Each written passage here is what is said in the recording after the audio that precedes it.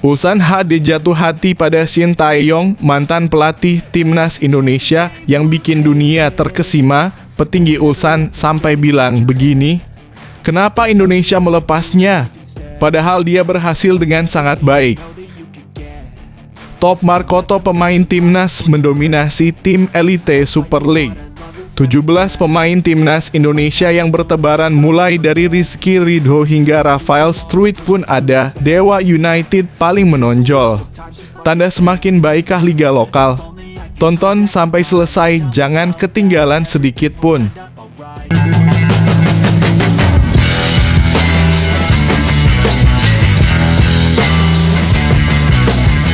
Sebelum kita lanjut ke berita terlengkapnya, alangkah mulianya bagi kalian untuk tekan tombol like, dan yang belum subscribe, tolong subscribe channel ini. Ulsan HD jatuh hati pada Shin Tae-yong, mantan pelatih timnas Indonesia yang bikin dunia terkesima. Petinggi Ulsan sampai bilang begini, "Kenapa Indonesia melepasnya? Padahal dia berhasil dengan sangat baik."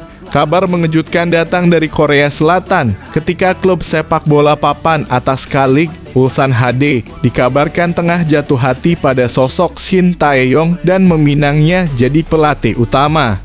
Pelatih yang sebelumnya menangani tim nasional Indonesia itu kini menjadi pelatih klub elite Korea.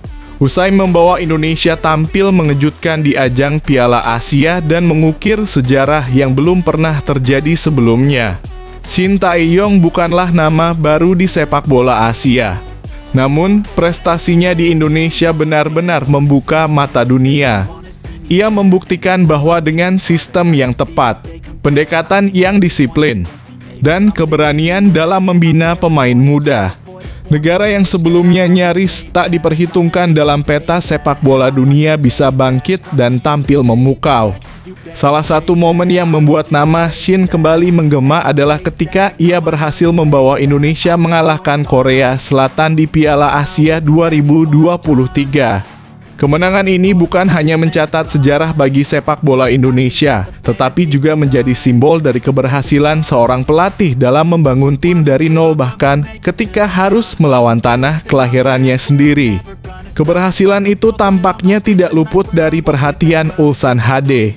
Klub yang dikenal dengan sejarah panjang dan prestasi membanggakan di Liga Korea tersebut mulai dikabarkan serius meminang Shin sebagai kandidat kuat pelatih kepala untuk musim mendatang. Ulsan menilai Shin memiliki filosofi kepelatihan yang sejalan dengan arah baru klub, yakni pengembangan pemain muda, etos kerja tinggi, dan pendekatan modern dalam taktik permainan. Saat pertama kali tiba di Indonesia pada akhir 2019, banyak yang meragukan kapasitas Shin Tae-yong. Sepak bola Indonesia kala itu berada di titik nadir. Timnas sering tersingkir di fase awal turnamen, prestasi minim, dan tak ada struktur pembinaan pemain muda yang jelas. Namun, Shin datang dengan visi berbeda. Ia fokus membangun tim dari akar rumput, memoles talenta muda, memperkenalkan pola latihan profesional, dan menciptakan atmosfer kompetitif di semua level timnas. Langkahnya yang berani menurunkan pemain muda di ajang-ajang besar sempat menuai kritik, namun kini terbukti menjadi investasi berharga. Nama-nama seperti Marcelino Ferdinand, Pratama Arhan, Rafael Struijk, hingga Ivar Jenner menjadi buah bibir di kalangan pengamat sepak bola Asia. Para pemain ini tampil berani, disiplin, dan memiliki pemahaman taktik tinggi, ciri khas pemain didikan Shin. Puncaknya ketika Indonesia secara mengejutkan mengalahkan Korea Selatan di babak gugur Piala Asia 2023 lewat adu penalti, banyak yang mulai membuka mata.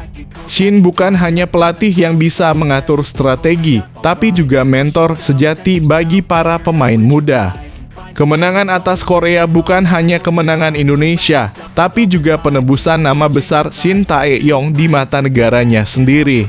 Di Korea Selatan, publik mulai menyadari bahwa sosok yang dulu mereka ragukan setelah Piala Dunia 2018 justru menunjukkan kualitas tertingginya di negeri yang tak pernah mereka bayangkan sebelumnya.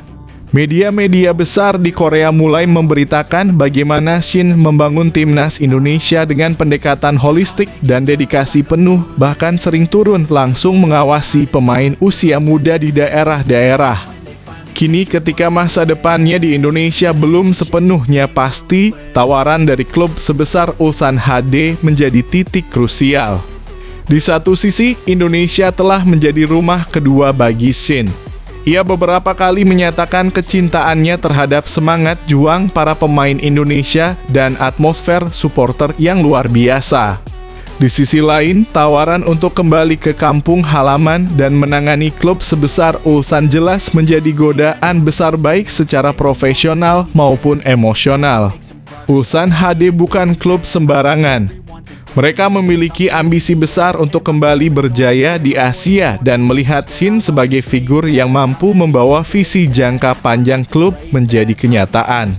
Klub ini tak hanya tertarik pada rekam jejak Shin sebagai pelatih, tetapi juga pada kemampuannya membangun karakter tim dan mendidik pemain-pemain muda menjadi tulang punggung masa depan. Sementara itu, pihak PSSI dikabarkan masih membuka pintu untuk memperpanjang kontrak Shin Tae-yong. Namun belum ada kejelasan resmi mengenai tawaran atau negosiasi lanjutan. Banyak pecinta sepak bola nasional berharap agar federasi tidak melewatkan kesempatan emas mempertahankan pelatih yang sudah terbukti memberikan dampak nyata terhadap kualitas dan mentalitas pemain timnas.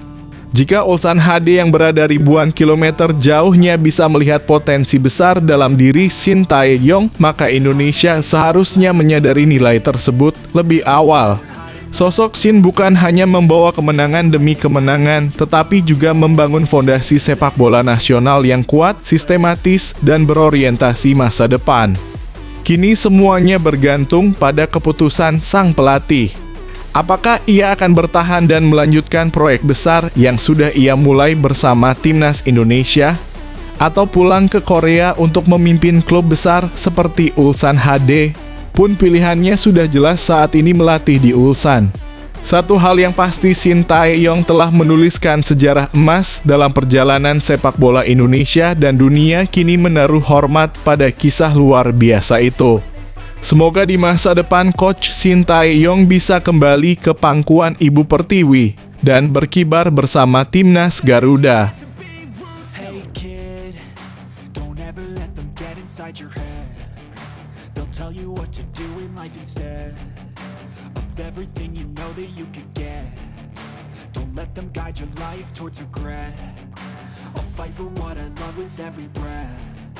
My past is filled with things I won't forget. I use them all to push me to my best. So treat the worst of times just like a test. If only I could go back in time, I'd tell myself that everything will end up alright. Just push yourself, test yourself, figure out what you Top Markoto pemain timnas mendominasi tim Elite Super League. 17 pemain timnas Indonesia yang bertebaran mulai dari Rizky Ridho hingga Rafael Struij pun ada. Dewa United paling menonjol. Tanda semakin baikkah liga lokal? Tonton sampai selesai, jangan ketinggalan sedikit pun. Sebanyak 17 pemain berlabel Timnas Indonesia akan tampil di Super League 2025/2026. Dewa United menjadi klub Super League 2025/2026 yang paling banyak mempunyai pemain Timnas Indonesia. Tercatat ada 6 pemain Timnas Indonesia yang kini memperkuat klub asal Banten. Mereka adalah Septian Bagaskara, Stefano Lillipali, Rafael Struij, Wahyu Prasetyo, Ricky Kambuaya, dan Egy Maulana Fikri. Dari ke-6 pemain itu, hanya Stefano Lillipali dan Rafael Struij yang baru. Sebelumnya, Stefano Lillipali membela Borneo FC dan Rafael Struij bermain untuk Brisbane Roar. Menariknya, ini debut pertama Rafael Struij bermain di kompetisi sepak bola Indonesia. Banyak yang kecewa dengan keputusan Rafael Struij karena usianya masih 22 tahun. Selanjutnya ada Persija Jakarta, Malut United, dan Persib Bandung yang mempunyai masing-masing 2 pemain berlabel Timnas Indonesia. Di Persija ada Rizky Ridho dan Jordi Amat. Sama seperti Rafael Struijk, Jordi Amat merupakan pemain baru di sepak bola Indonesia. Musim lalu pemain timnas Indonesia itu membela Johor Darul Takzim. Keputusan Jordi Amat gabung ke Persija tidak terlalu mengecewakan supporter timnas Indonesia. Sebab Jordi Amat sudah berusia 34 tahun, berbeda jauh dengan Rafael Struijk. Adapun di Super League 2025 per 2026 nanti akan ada aksi 3 penjaga gawang timnas Indonesia. Mereka adalah Reza Arya dalam kurung PSM Makassar, Nado Argawinata dalam kurung Borneo FC, dan Hernando Ari dalam kurung Persebaya Surabaya. Ada satu pemain yang akhirnya memilih tetap berkarier di kasta tertinggi setelah timnya, yakni PSS Sleman degradasi ke kasta kedua. Sosok tersebut adalah Hoki Caraka. Kini Hoki Caraka membela Persita Tangerang. Super League 2025 per 2026 akan dimulai pada Jumat dalam kurung 8 Agustus 2025. Kompetisi itu akan berakhir pada Mei 2026. Persebaya Surabaya melawan PSIM Yogyakarta menjadi laga pembuka Super League 2025 per 2026 di Stadion Gelora Bung Tomo, Surabaya, Jawa Timur. Berikut 17 pemain timnas Indonesia di Super League 2025-2026: Bayangkara FC, Muhammad Ferrari PSM Makassar, Reza Arya Borneo FC, Nado Argawinata Persebaya Surabaya, Hernando Ari Persib Bandung Beckham Putora, Mark Klok Dewa United Septian Bagaskara, Stefano Lillipali, Rafael Struijk, Wahyu Prasetyo, Ricky Kambuaya, Egy Maulana Fikri Malut United Yance Sayuri, Yakob Sayuri Persija Jakarta Rizky Ridho, Jordi Amat Persita Tangerang Hoki Caraka.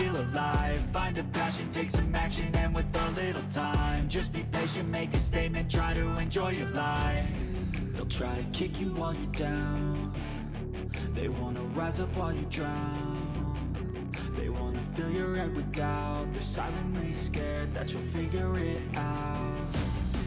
I'll make it look like I'm losing, won't bother hiding my bruises. And when they finally think you're wounded, then it's your chance to be. Jelang Garuda Muda berlaga di Piala Dunia, Erick Thohir minta supporter dukung timnas U17 Indonesia di Piala Kemerdekaan 2025. Ketua Umum PSSI Erick Thohir berharap timnas U17 Indonesia bisa memaksimalkan ajang Piala Kemerdekaan 2025. Turnamen uji coba ini akan dilaksanakan di Medan dengan melibatkan timnas U17 Indonesia, Tajikistan, Uzbekistan, dan Mali. Ini akan jadi pemanasan sebelum mereka berlaga di Piala Dunia U17 2025 mendatang. Kesempatan ini akan dimanfaatkan oleh pelatih Nova Arianto untuk meracik skuad terbaiknya. Sebelumnya, Garuda Asia menjalani pemusatan latihan panjang dan terakhir berada di Bali untuk mempersiapkan diri. Erick Thohir menjelaskan PSSI berusaha memberikan uji tandang berkualitas untuk timnas U17 Indonesia.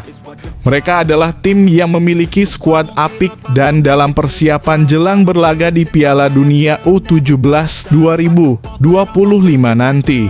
Lawan yang kuat akan membuat mental pemain bisa terus ditempa dan siap untuk ajang sebenarnya bulan Oktober mendatang. Garuda Asia akan mendapatkan pengalaman berharga dari turnamen tersebut. Timnas Indonesia U17 akan mengikuti Piala Kemerdekaan 2025 sebagai persiapan untuk tampil di Piala Dunia U17 2025 di Qatar. 2 negara dari Asia dan 1 dari Afrika yaitu Tajikistan, Uzbekistan, dan Mali akan jadi lawan tanding timnas U17, tulis Erick Thohir di Instagram. Sosok yang menjabat sebagai Menteri BUMN ini melanjutkan, ini adalah waktunya supporter memberikan dukungan penuh. Apalagi mereka akan melaksanakan pertandingan tidak di Jakarta dan ini memudahkan mereka untuk hadir di stadion. Menurutnya, ini jadi momen penting agar mereka lebih mudah mendapatkan akses ke timnas, dan timnas senior juga akan melaksanakan pertandingan di Surabaya pada September nanti. Kita dukung timnas U17 di Piala Kemerdekaan agar bisa memberikan yang terbaik. Semangat, tutup Erik. Pertandingan perdana Piala Kemerdekaan 2025 akan dilaksanakan pada 12 Agustus nanti. Timnas U17 Indonesia akan menantang Tajikistan di Stadion Utama, Sumatera Utara pukul 20.30 waktu Indonesia Barat. Pada 15 Agustus, Garuda Asia akan melawan tim kuat Uzbekistan pada pertandingan malam. Laga terakhir akan mempertemukan pasukan Nova Arianto dengan Mali pada 18 Agustus. Hasil positif akan jadi modal penting untuk mereka berlaga di Piala Dunia U17 2025 mendatang. Beberapa pemain abroad juga akan segera merapat untuk menambah kekuatan.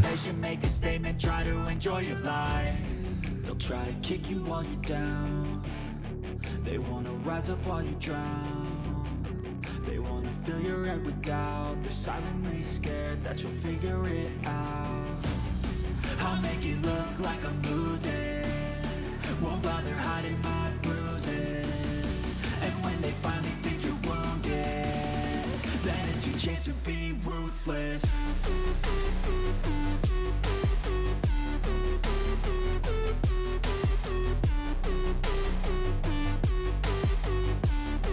Then it's your chance to be ruthless.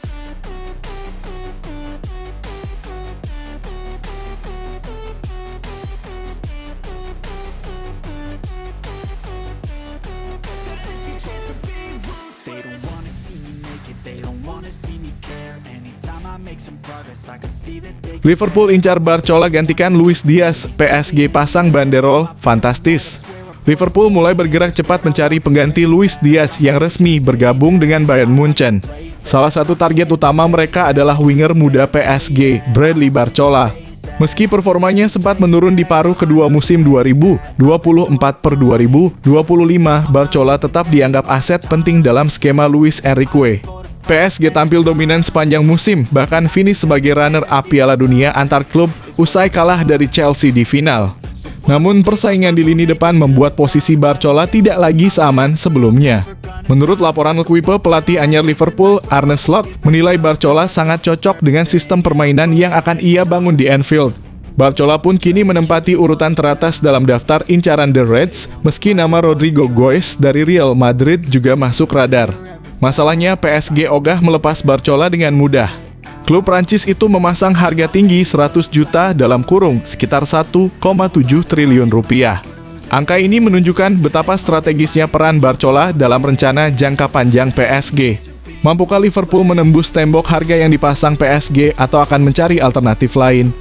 Bagaimana menurut kamu, Reds? Apakah Barcola layak ditebus dengan harga setinggi itu? Tulis pendapatmu di kolom komentar.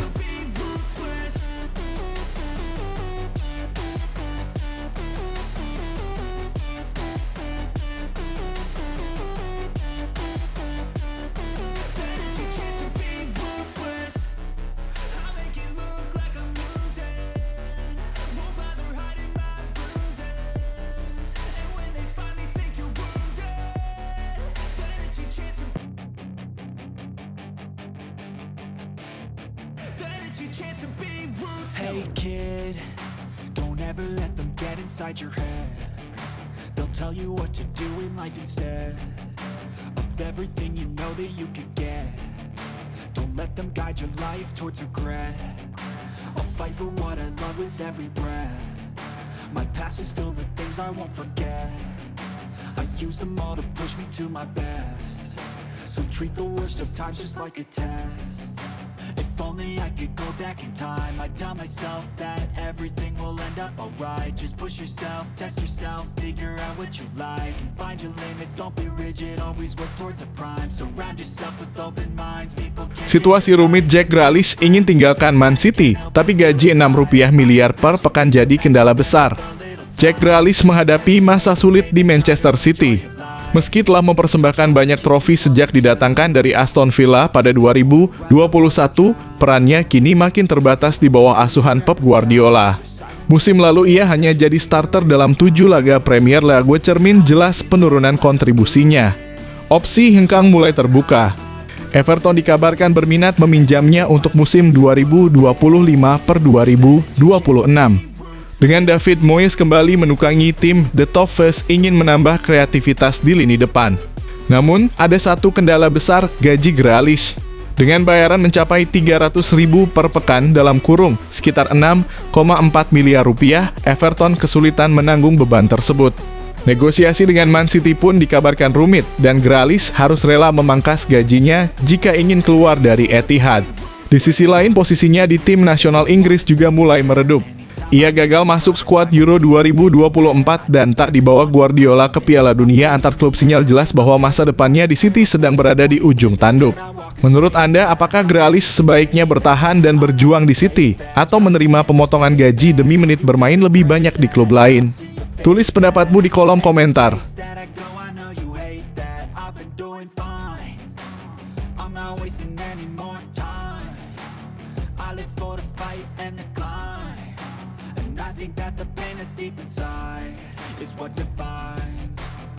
So I won't give up, I'm gonna make it to the top. I don't care what's in my way, I swear I'm never gonna stop. I could fall flat on my face and I swear I will get back up. Cause I don't deserve a thing and the road ahead is tough.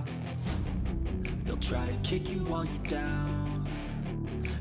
Legenda Chelsea desak The Blues bajak transfer setan merah senilai 826 rupiah miliar. Chelsea mendapat dorongan kuat untuk merekrut Emiliano Martinez dari Aston Villa di tengah rumor sang kiper akan bergabung ke Manchester United. Adalah legenda Prancis sekaligus ex-pemain The Blues, Emmanuel Petit, yang mendesak mantan klubnya agar segera bergerak cepat mengamankan kiper timnas Argentina itu. Musim lalu Robert Sanchez jadi pilihan utama Chelsea, namun performanya kerap menuai kritik karena blunder. Pelatih baru Enzo Maresca pun dikabarkan mempertimbangkan opsi untuk mencari kiper baru, dan nama Martinez mencuat sebagai kandidat utama. Sejak bergabung dengan Aston Villa, Martinez tampil solid dan menjadi pilar penting, bahkan membawa Argentina menjuarai Piala Dunia 2022. Ia juga berkontribusi besar dalam keberhasilan Villa lolos ke Liga Champions. Namun, momen emosionalnya setelah laga kandang terakhir musim lalu memicu spekulasi kepindahan. MU disebut sebagai peminat utama, tapi Petit yakin Chelsea tak boleh diam. Martinez akan jadi inspirasi di ruang ganti. Ia tahu cara menang, punya mental juara, dan cocok dengan gaya bermain Chelsea, kata Petit. Menurut Anda, siapa yang lebih membutuhkan Emiliano Martinez, Chelsea atau Manchester United? Bagikan pendapatmu di kolom komentar.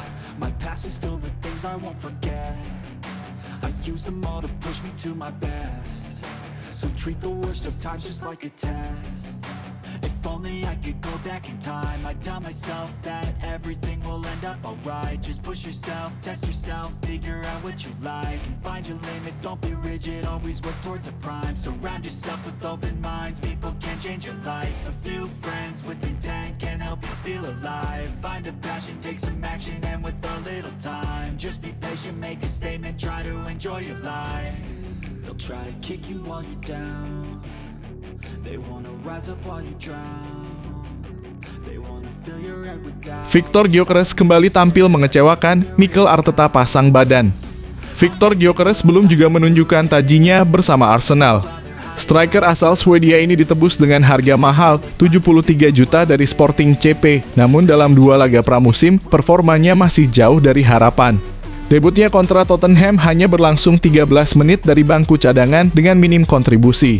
Saat tampil sebagai starter lawan Villarreal di Emirates, Gyökeres tetap gagal mencetak gol dan hanya mencatat 14 sentuhan sebelum digantikan Martin Odegaard menit ke-63. Satu-satunya peluang emasnya pun gagal dimaksimalkan meski sudah bebas di kotak penalti.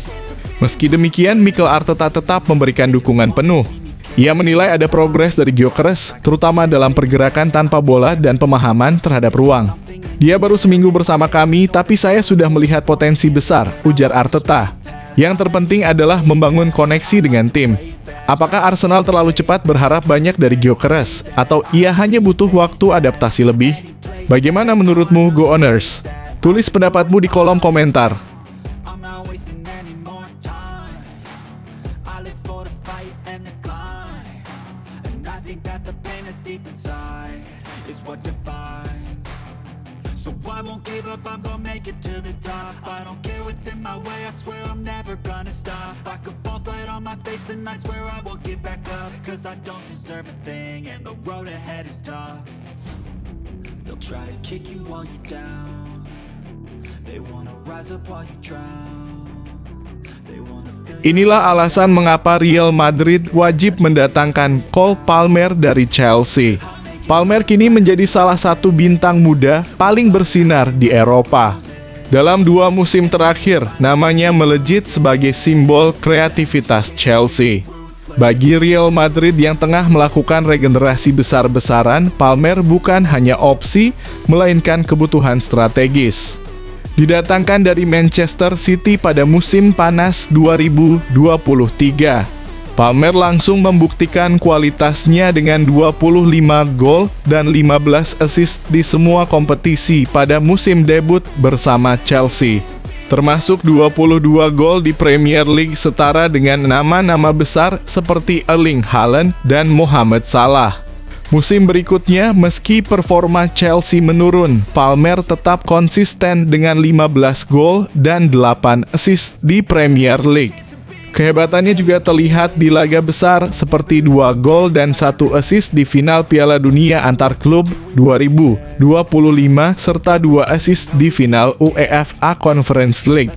Di level internasional, ia mencetak gol cepat di final Euro 2024 dan dianugerahi penghargaan England Men's Player of the Year 2023/24. Fleksibilitas, teknik, dan visi bermain membuat Palmer sangat cocok dengan gaya Real Madrid di bawah Xabi Alonso. Dengan catatan 43 gol dan 28 assist dalam 2 musim, serta nilai pasar yang tinggi, Palmer adalah rekrutan ideal untuk proyek regenerasi Madrid. Menurut Anda, apakah Palmer benar-benar sosok yang tepat bagi Real Madrid saat ini? Bagikan pendapat Anda.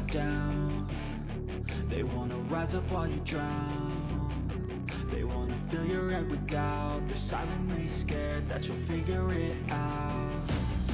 I'll make it look like I'm losing, won't bother hiding my bruises. And when they finally think you're wounded, then it's your chance to be ruthless.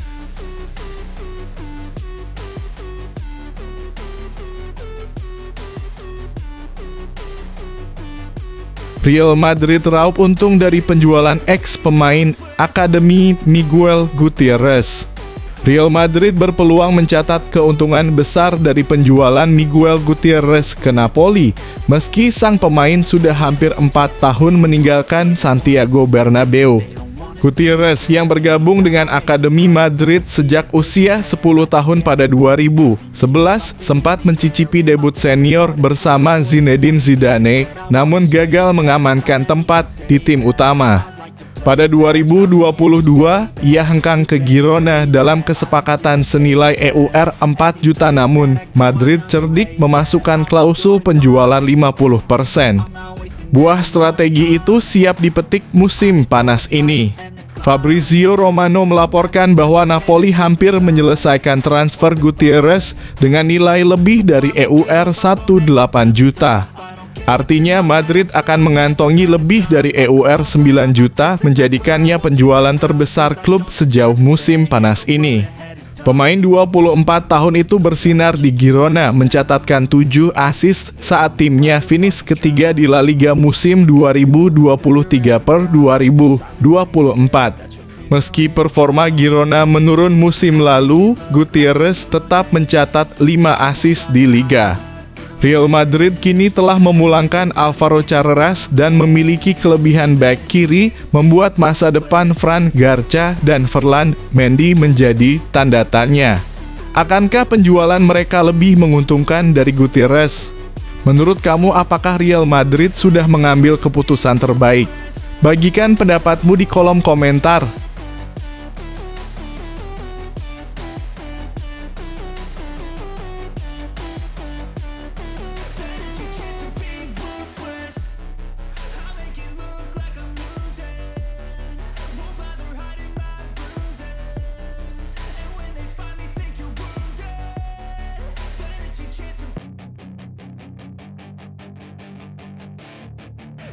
Hey kid, don't ever let them get inside your head.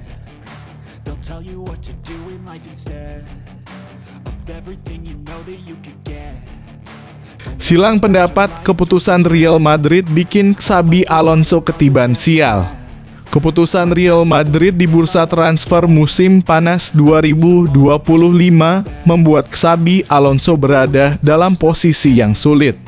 Pelatih asal Spanyol itu bahkan terlibat silang pendapat dengan manajemen klub hanya beberapa waktu jelang dimulainya musim 20.250.2026. Xabi Alonso yang resmi ditunjuk menggantikan Carlo Ancelotti pada akhir Mei 2025 datang dengan harapan besar usai sukses bersama Bayer Leverkusen. Debutnya sebagai pelatih Madrid dimulai di ajang Piala Dunia Klub 2025, di mana ia membawa tim ke semifinal. Sayangnya, langkah Los Blancos terhenti setelah dihajar PSG 0-4. Dalam upaya membangun skuad yang lebih kuat, Xabi mengusulkan 2 tambahan pemain, satu untuk menggantikan potensi kepergian Rodrigo Goes, satu lagi gelandang yang sangat dibutuhkan setelah kepergian Luka Modric. Namun, manajemen Madrid tak sejalan dengan visinya. Mereka enggan merekrut pemain baru, bahkan menolak merekrut Rodri dari Manchester City karena alasan finansial dan risiko cedera. Kini Xabi Alonso dituntut untuk mengandalkan pemain yang ada, termasuk jebolan akademi. Menurut kamu, apakah keputusan Madrid ini terlalu berani? Atau justru Xabi yang terlalu berharap? Yuk, tulis pendapatmu di kolom komentar.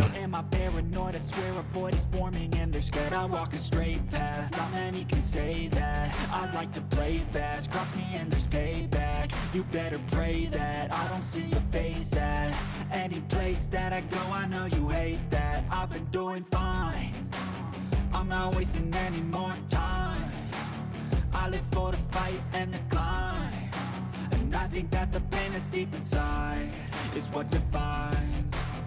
So I won't give up, I'm gonna make it to the top. I don't care what's in my way, I swear I'm never gonna stop. I could fall flat on my face and I swear I will get back up, cause I don't deserve a thing and the road ahead is tough. Endrick nyaris dipinjamkan Real Madrid, batal karena sesuatu hal ini. Real Madrid ternyata hampir meminjamkan Endrick ke Real Sociedad, namun rencana tersebut mendadak batal karena cedera pinggulnya kambuh di saat krusial. Menurut laporan media Spanyol, Madrid dan Sociedad telah mencapai kesepakatan peminjaman. Sociedad bahkan menjanjikan menit bermain yang cukup bagi striker muda berusia 19 tahun itu.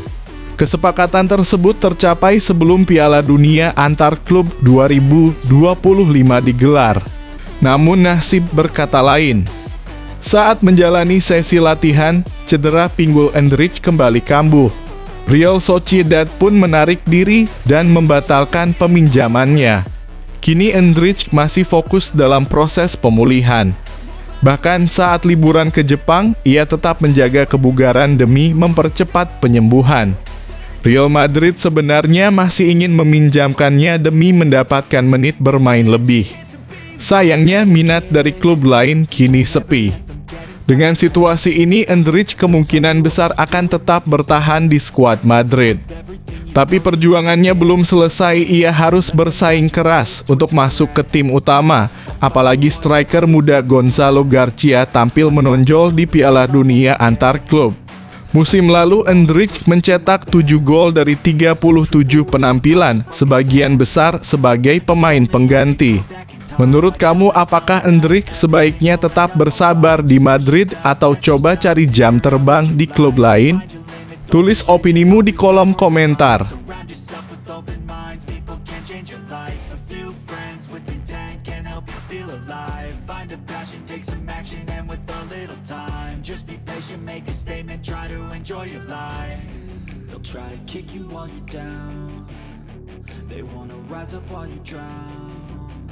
They wanna fill your head with doubt. They're silently scared that you'll figure it out.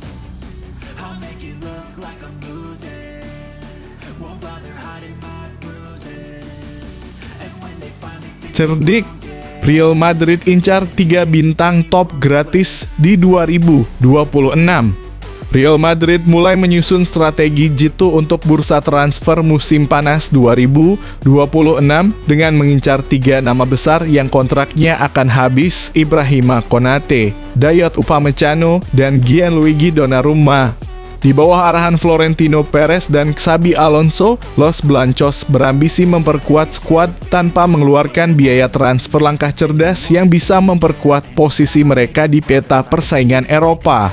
Menurut laporan Fitch Hedges, ketiganya masuk daftar prioritas karena berstatus bebas transfer pada 2026. Konate dari Liverpool menjadi incaran utama berkat kekuatan fisik dan kecerdasannya.